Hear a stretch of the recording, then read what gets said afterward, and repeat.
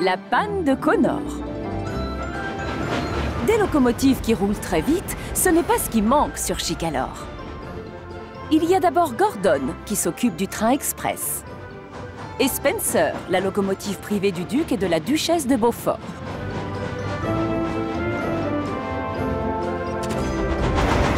Puis, il y a aussi Kathleen et Connor, qui viennent tous les deux du continent. Je suis dans les temps, je suis dans les temps, je suis dans les temps, je suis dans les temps, je suis dans les temps.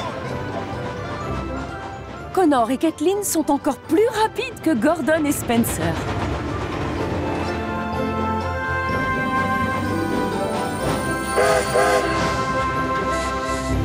Tu es toujours dans les temps, Connor. Oh, oh, oh. Tu me rappelles, moi, quand j'étais plus jeune. Oh, je roulais vite. Je gagnais toutes les courses. Je crois que tu as toujours ça en toi, Stephen. Oh oui. Piou. Je suis une fusée. Oh, oh, oh.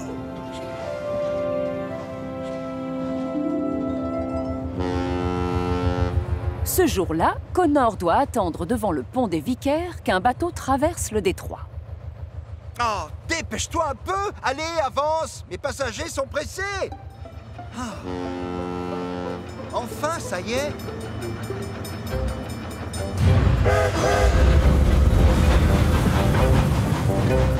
Et c'est la catastrophe. Je suis en retard. Je suis en retard. Je suis en... Oh, oh, oh, oh.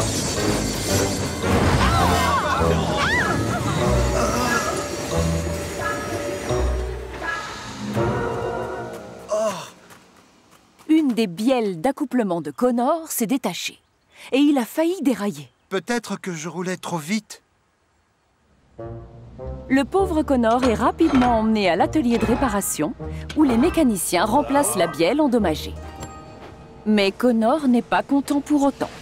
C'est la première fois que j'ai ce genre de panne, Victor. Je ne casse rien d'habitude. Je devais rouler trop vite. Mais non, mon ami, ça n'a vraiment rien à voir avec ta vitesse. L'assemblage s'est desserré et une vis a sauté. Ça aurait pu se produire à l'arrêt. On a fait un contrôle de sécurité, Connor. Tu n'as aucune raison de t'inquiéter, je t'assure. Bon, d'accord. Je vous fais confiance. En réalité, Connor est loin d'être rassuré.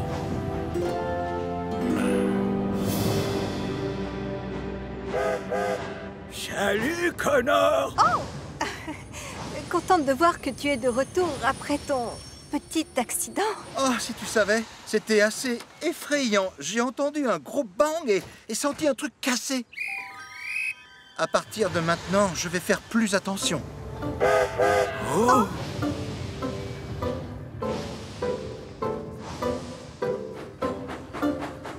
Oh!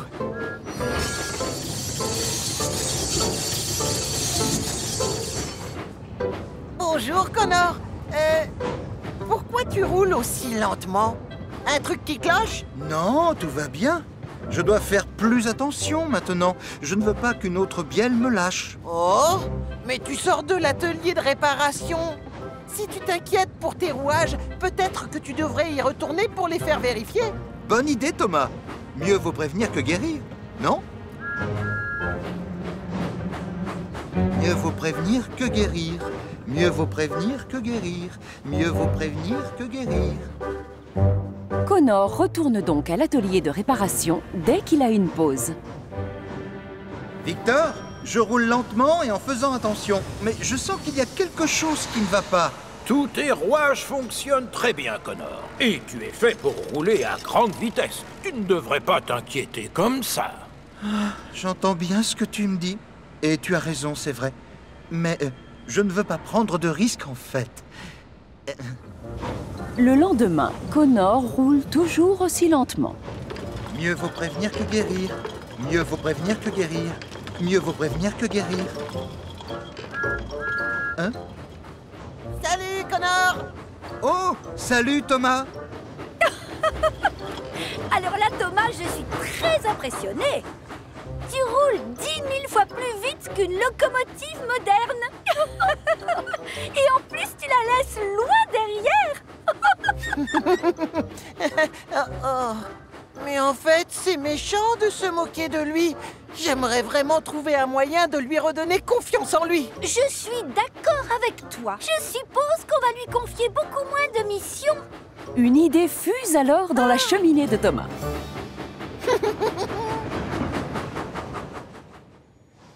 Terminus! Le château des elfes.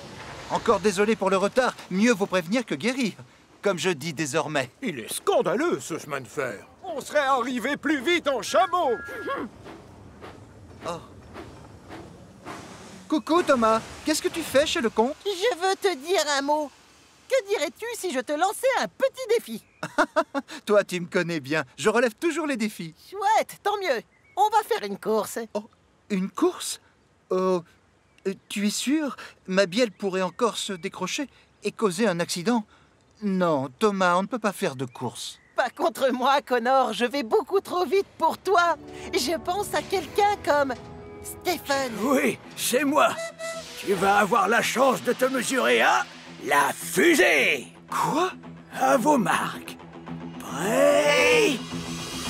Parti! Pfiou! Mais je suis bien trop rapide pour toi, Stephen, sans te vexer. Pas de souci. Et sans vouloir être désagréable non plus, tu n'es plus trop rapide pour moi désormais. Regarde l'avance que j'ai déjà prise. Oh, non. Je ne peux pas. Ma bielle peut se casser encore une fois. Ta bielle d'accouplement? Ne me parle pas de bielle d'accouplement. Dans ma jeunesse, Connor, on ne se préoccupait pas de ce genre de choses. On avait des pièces qui se cassaient, d'autres qui se détachaient. On avait l'habitude. Il y a des collègues dans mon chemin de fer qui ont même explosé. Boum!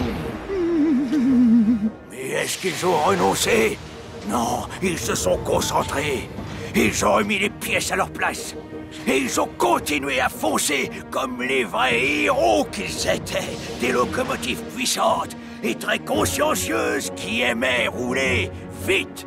Pas comme toi, Connor. Mais moi aussi, j'adore la vitesse. Alors vas-y, lance-toi et prouve-le-nous. Courage, tu peux y arriver.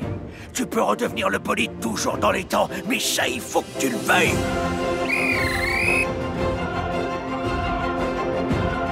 Oui, c'est vrai. Je peux y arriver. Je vais y arriver. Je peux à nouveau être dans les temps.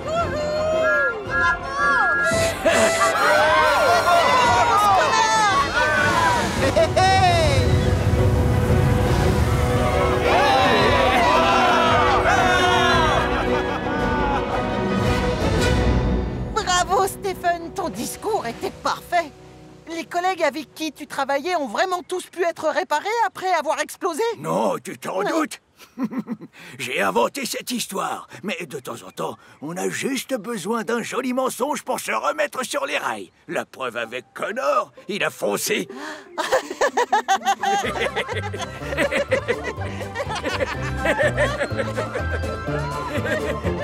Connor a finalement repris confiance en lui. Il n'a plus peur d'appuyer sur l'accélérateur. Et il a hâte de montrer à ses passagers et à son chef qu'il est à nouveau dans les temps. Hugo et l'engin volant. Un nouvel engin est arrivé sur l'île de Chicalor. Il s'appelle Hugo et ne ressemble à aucune des locomotives qui ont un jour mis une roue sur l'île. C'est ce qu'on appelle un zeppelin sur rail. Et il a beaucoup de succès auprès des passagers. Le gros contrôleur l'apprécie beaucoup, lui aussi, mais il a quelques inquiétudes. Tout comme les inspecteurs, d'ailleurs. D'accord. Ah bon, je comprends. On n'a pas l'habitude de voir des hélices chez nous. Tu dois donc faire attention, Hugo. Bah, les hélices, ça se trouve plutôt sur des avions ou des hélicoptères, pas sur des locomotives. Bien sûr. Et c'est pour ça que j'arrête toujours mon hélice avant d'entrer dans une gare. Ensuite, je ne la remets en route qu'une fois tous mes passagers à l'intérieur. C'est elle qui te permet d'atteindre des vitesses records, si je comprends bien. Il n'y a pas plus rapide que lui dans le monde. Impressionnant. C'est beau à savoir. Ah, c'est l'heure, Hugo. Allez, au travail. Oh! va recommencer. Ce jour-là, alors qu'Henri revient du continent, il aperçoit quelque chose qui le fait bouillonner de surprise. C'est Hugo! En fait, il vole! Henri fonce à toute vapeur raconter aux autres ce qu'il a vu. Ah! Je vous avais bien dit que ce n'était pas une vraie locomotive. En réalité, c'est un imposteur. Mais comment il vole dans le ciel? Il n'est pas trop lourd pour ça? Pourquoi tu ne lui poses pas la question? On parle de moi? Et qu'est-ce que vous voulez savoir? Non! Hugo, je t'ai vu! On ressent quoi en volant dans les airs? Hein? Ne te vexe pas, Henri, mais je ne sais pas du tout de quoi tu parles. Les copains, je viens de voir Hugo. Il est en train de voler, oui, dans le ciel. Attention, une locomotive entre en gare. Hugo? Mais comment peux-tu être ici et dans le ciel en même temps? Je reconnais que c'est très mystérieux. Hugo rattrape Thomas alors que celui-ci est en train de rouler avec le train local. Ah, bonjour, Thomas. Est-ce que tu l'as vu, toi, l'engin volant qui me ressemble? Quoi? Mais quel engin volant? Je ne sais pas trop. Moi, je ne l'ai pas vu encore. Hugo roule tellement vite sur la colline de Gordon que Thomas croit qu'il va décoller et se mettre à voler comme un avion. Et c'est seulement un peu plus tard que la locomotive bleue aperçoit enfin l'engin volant. Oh, waouh! C'est vrai qu'on dirait Hugo! Hein? C'est quoi qui ressemble à Hugo? Seul Hugo ressemble à Hugo! Mais non, les filles! Je faisais allusion à l'engin volant, là-haut. Justement, c'est là que je devrais être, Thomas. Avec l'autre, dans le ciel. Mais tu n'es pas un avion. Mais enfin, cet appareil, c'est un zeppelin. Et moi, tout le monde m'appelle le zeppelin sur rail. Donc, je devrais pouvoir voler comme l'autre. Oh! Ça y est, je vois Hugo maintenant! Et l'autre Hugo aussi! Celui qui peut voler! Ah.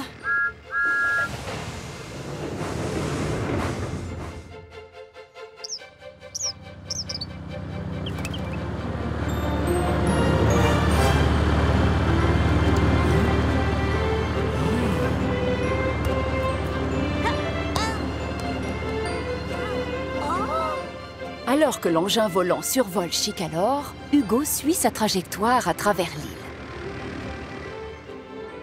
C'est plus silencieux qu'un hélicoptère ou qu'un avion. On dirait un peu un gros ballon. Les voilà qui arrivent bientôt de l'autre côté de l'île.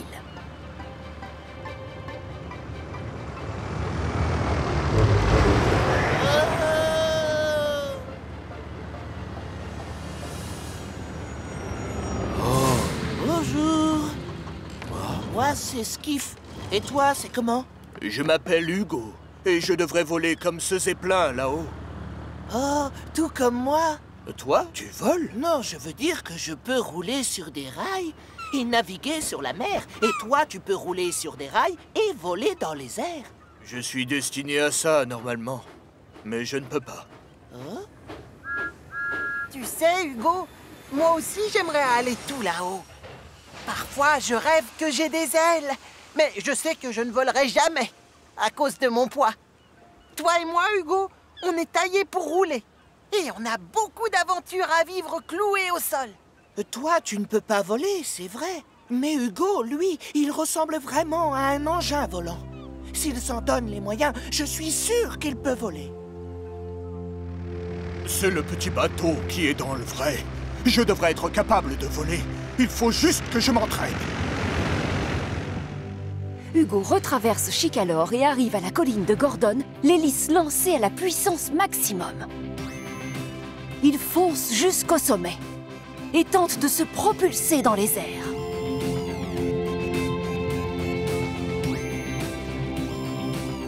Mais ses roues refusent de quitter les rails.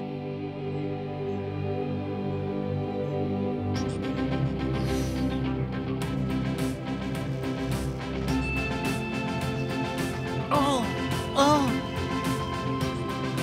Oh, oh, oh. Hugo refait un essai. Puis un autre. Oh! Allez! Oh! Oh! Hélas, ses roues refusent toujours de quitter le sol.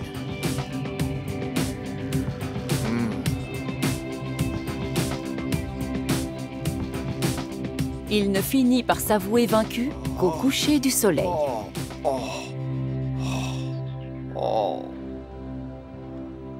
C'est Thomas qui avait raison. Il est beaucoup trop lourd pour pouvoir voler.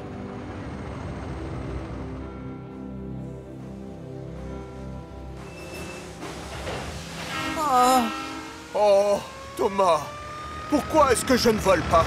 C'est trop injuste.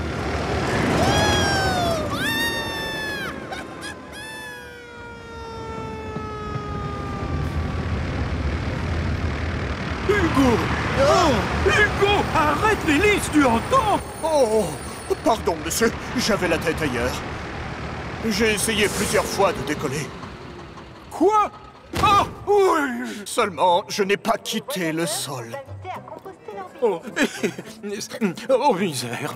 Oh, écoute, si ton inventeur avait voulu que tu voles, il t'aurait fabriqué des ailes. Oh, et il aurait fait en sorte que tu sois considérablement plus léger. Au lieu de ça, tu es un zeppelin sur rail. Il n'y en a pas deux. Tu es unique. Personne d'autre ne roule aussi vite que toi, tu sais. On s'en moque que tu voles. Tu dois juste être fier de tout ce dont tu es capable. Grâce à cette fabuleuse et belle hélice. C'est vrai, même si je l'oublie souvent. Encore! Hugo, encore, s'il te plaît! Skiff aimerait que tu lui souffles dans la voile, comme tout à l'heure, Hugo. D'accord. Mais laissez-moi d'abord sortir de la gare.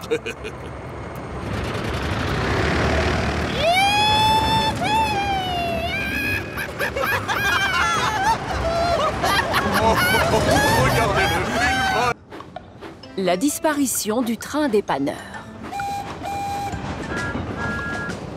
Le train dépanneur est constitué d'un petit wagon, de plusieurs wagons plats et de 2 grues dont les noms sont Judy et Jérôme.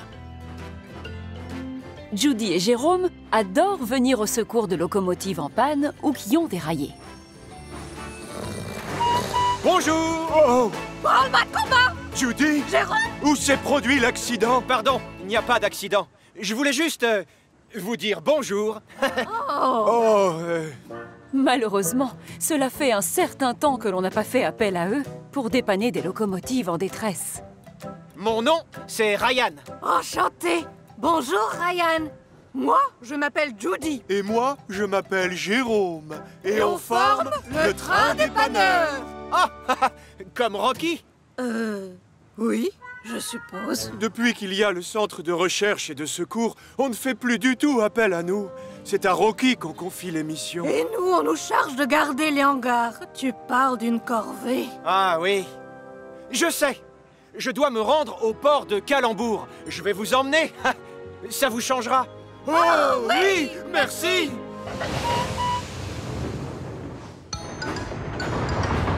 Oh, que c'est chouette, pas vrai, Jérôme? Absolument. J'ai l'impression de partir à l'aventure.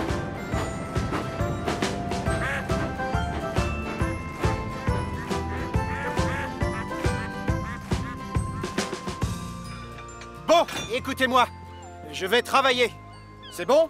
Je peux vous laisser? Oh oui, on adore la mer. Pas vrai, Judy? Oui, c'est sûr. Merci, Ryan. À tout à l'heure. Oui, salut.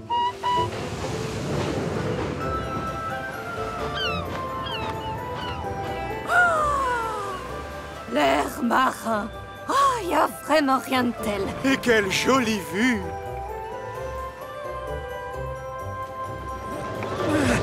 Regarde, un bateau qui roule sur des rails. Oh, je n'avais jamais vu une chose pareille. Oh, admire un peu ce phare. Et tous ces bateaux. Et les mouettes.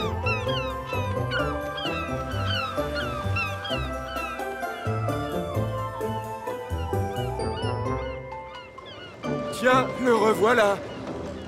C'est le bateau-train. Oh oui! Quand même, il est bizarre. Je suis pas sûre d'aimer les mouettes.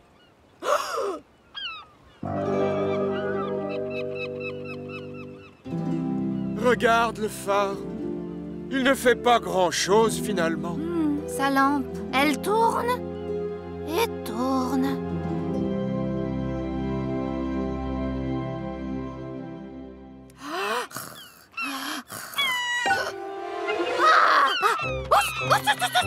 Judy? Oh, Jérôme.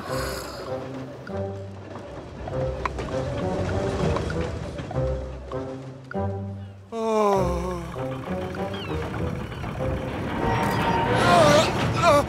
Tu vois, j'ai l'impression que le sel n'est pas très bon pour nos rouages.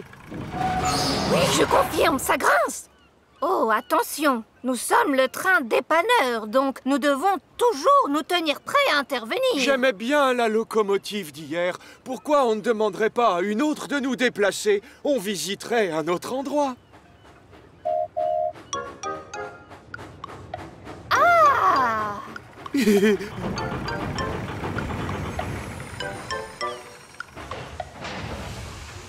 Oh!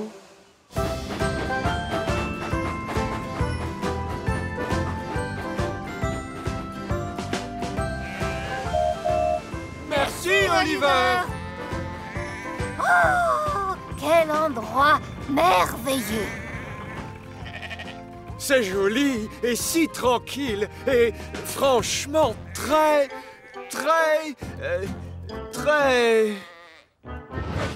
ennuyeux. Oh, c'est la vérité. Toutes ces prairies vertes sont pareilles. Et j'ai déjà compté ces moutons 5 fois. Et il y en a 12 à chaque fois. Leur nombre ne change jamais. Oh, est-ce qu'on pense à la même chose? Et toi, on est là! Pendant ce temps-là, Daisy, l'autorail diesel, rentre tranquillement à son hangar. Et c'est la catastrophe.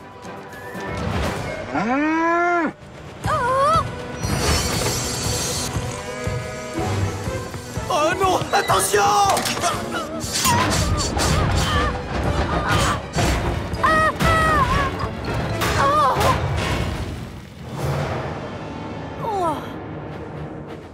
Attention, Judy! un train entre en gare. Jérôme! Où êtes-vous? Thomas! Qu'est-ce qui se passe? C'est Daisy! Elle est sortie des rails alors qu'elle rentrait au hangar. Mais je ne trouve pas le train dépanneur.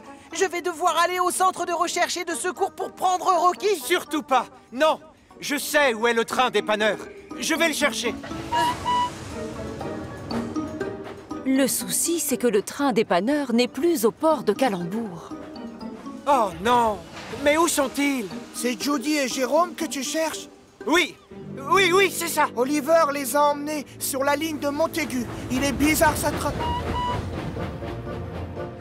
De rien. Mais le train dépanneur n'est pas non plus sur la ligne de Montaigu. Oh! Oliver!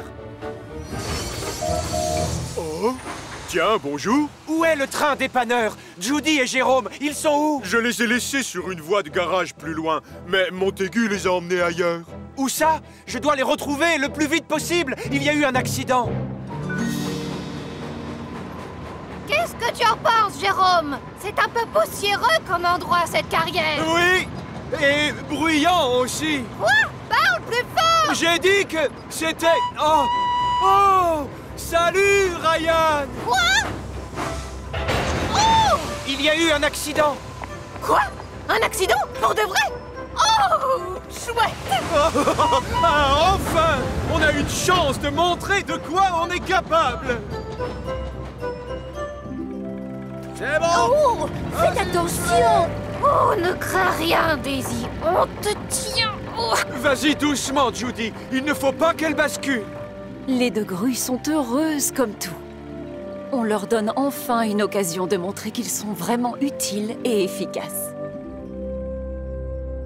Judy et Jérôme, vous avez fait du bon travail aujourd'hui. Néanmoins, c'est très important que l'on sache tous où vous êtes. Dans le cas contraire, si jamais il se produit un accident, votre absence provoquera du retard et de la confusion. Désolé, monsieur. On ne voulait pas vous causer autant de problèmes, mais... On est resté garés à la même place pendant des mois et on s'est imaginé qu'on ne ferait plus appel à nous pour les secours. Oui, je comprends tout à fait. Et aujourd'hui, vous m'avez rappelé que Rocky n'était pas la seule grue dépanneuse de Chicalor. Donc, dorénavant, je propose que vous restiez ici, dans la zone marchande de Calembour. Comme ça, vous serez prêts à intervenir quand on aura besoin de secours sur cette partie de l'île. Merci beaucoup, monsieur. Cette annonce ne pouvait pas faire plus plaisir à Judy et à Jérôme. Et ce qui les rend surtout heureux, c'est qu'ils vont pouvoir aider leurs amis la prochaine fois qu'ils les appelleront à la rescousse. Oh! Oust! Œil pour œil, dent pour dent. 3 mini-locomotives travaillent sur la partie miniature du chemin de fer de Chicalor. Et ils s'appellent Rex, Mike et Burt. Ces mini-locomotives sont tellement petites que leurs conducteurs sont obligés de s'asseoir sur le wagon tender car ils ne rentrent pas dans les cabines.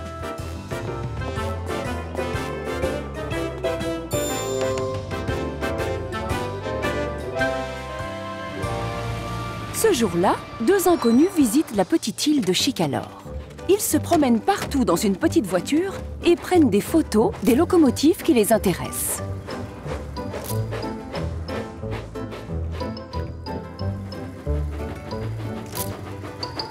Oui, Stiti!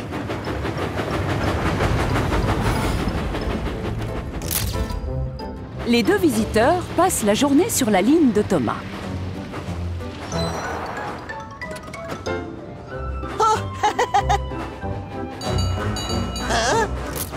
Thomas a du mal à croire que les 2 hommes préfèrent photographier Toby plutôt que lui. Hé! Pourquoi pas moi, hein? On a déjà plein de photos de locomotives à vapeur. Mais on n'en a presque pas avec des tramways. Eux, ils sont beaucoup moins communs. Pour vous, je suis quoi, moi? Je suis trop ordinaire, c'est ça? Je suppose que oui, Thomas. Oui, puisque d'ordinaire, tu n'es pas malin. Un peu plus tard, Thomas retrouve les 2 visiteurs à la gare de Farcar. Et ils le prennent enfin en photo. Oh! Vous allez où, là? Rencontrer les mini-locomotives. On va peut-être devoir reporter à cause de la météo. On n'arrivera plus à faire de jolies photos aujourd'hui. Il a continué à pleuvoir tout l'après-midi et toute la nuit. Mais le lendemain matin, les nuages font place à un soleil magnifique. C'est le temps idéal pour prendre des photos. On va avoir de la visite aujourd'hui. Et alors? Ici, ça nous arrive tout le temps. Mais là, c'est particulier. L'un tourne de petites vidéos et l'autre écrit des livres. Peut-être que tu seras le héros d'un livre. Mais moi, je veux pas devenir une photo dans un livre. Je veux rester comme je suis. Quoi? Pourquoi vous riez? Ben quoi? Burt est sur le point de commencer sa tournée quand les 2 visiteurs arrivent sur le quai de la gare. Bonjour, toi. Quelle jolie petite locomotive, je suis impressionné. Ah, oh, ouais. Je m'appelle Burt. Vous pouvez vous installer dans mon tender, vous y serez très bien. Merci, Burt. Sois sûr qu'on le fera, mais plus tard. En fait, il y a une belle lumière grâce au soleil. Et on aimerait faire des photos. À tout à l'heure. Oh, c'est agréable des gens qui s'adressent à nous gentiment. La pluie a laissé des flaques de boue un peu partout. Mais à chaque fois que la ligne croise une route, Burt aperçoit les 2 hommes avec leur appareil photo et leur caméra. Coucou! Coucou! Oh! Ils auraient pu me faire un signe de la main! Ils ne peuvent pas s'ils prennent des photos.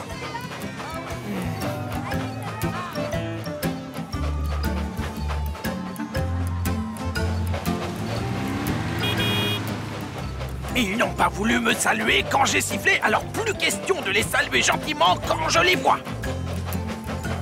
Oh! Ah! Oh, ils ne peuvent plus se passer de moi. Tiens, tiens, les revoilà. Faites attention. Ils m'ont éclaboussé. Ils l'ont fait exprès. J'ai de la boue sur le visage. Et ils osent me prendre en photo. Oh, non mais tu te rends compte? Sur la photo, il y aura une jolie locomotive mais couverte de boue. Allons, c'est pas grave, Burt. C'est arrangé. Je t'ai bien lavé. Souris, arrête de bouder. Et le reste de ma carrosserie? J'ai encore de la boue sur ma carrosserie. J'ai envie de leur faire pareil. Ils m'ont sali, donc je dois les salir aussi. C'est comme ça.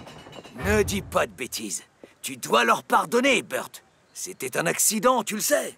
Ta proposition de promenade dans ton tender tient toujours, Burt? Eh bien, honnêtement, je ne sais pas. Pas après tout ce que... Bien sûr, avec joie. Alors qu'il traverse la forêt, Burt ne peut s'empêcher de ruminer dans son coin.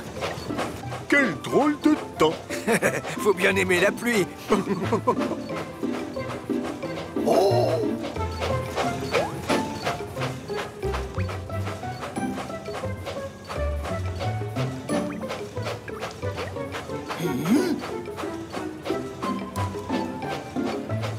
Oh, je sais, je vais me servir de cette marque. Oh, il est génial, mon plan. Dommage que le grand ne soit pas venu avec nous.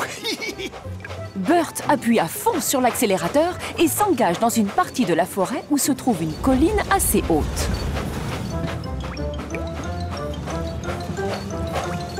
Arrivé au sommet, il ralentit. Avance, Burt. Pourquoi tu ralentis? Œil pour œil, dent pour dent, c'est l'heure de ma vengeance. Non!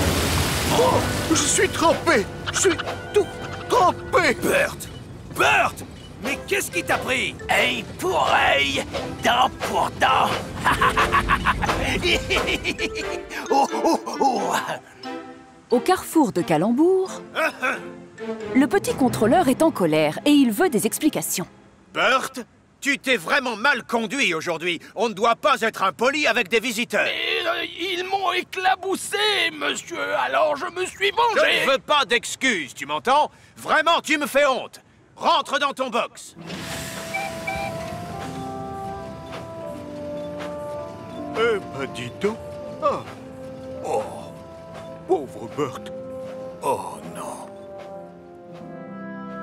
Burt se morfond dans son box quand il voit soudain arriver les deux visiteurs qui tiennent à lui parler.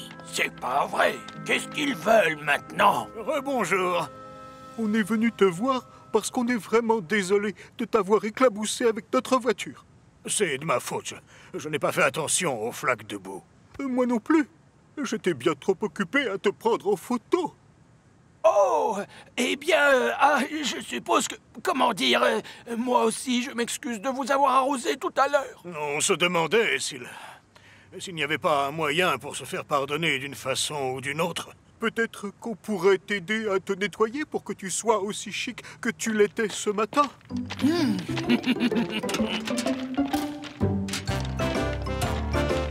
Le temps que Rex et Mike reviennent, Burt a retrouvé fière allure. Il est aussi beau et propre qu'il l'était ce matin. Alors, on a appris que tu t'étais disputé avec des gens très impolis, c'est vrai, Burt? On nous a dit qu'ils t'avaient éclaboussé. C'est vrai. Mais ils m'ont aidé à me laver. En réalité, ils sont très gentils. Ils écrivent un livre où il y aura un chapitre sur moi. Et j'apparaîtrai dans un film qui passera. Où ça? À la télévision. Ne dis pas de bêtises. Tu sais que ça n'arrivera jamais. Toi, tu crois toujours ce qu'on te raconte. Et pourtant, c'est la pure vérité.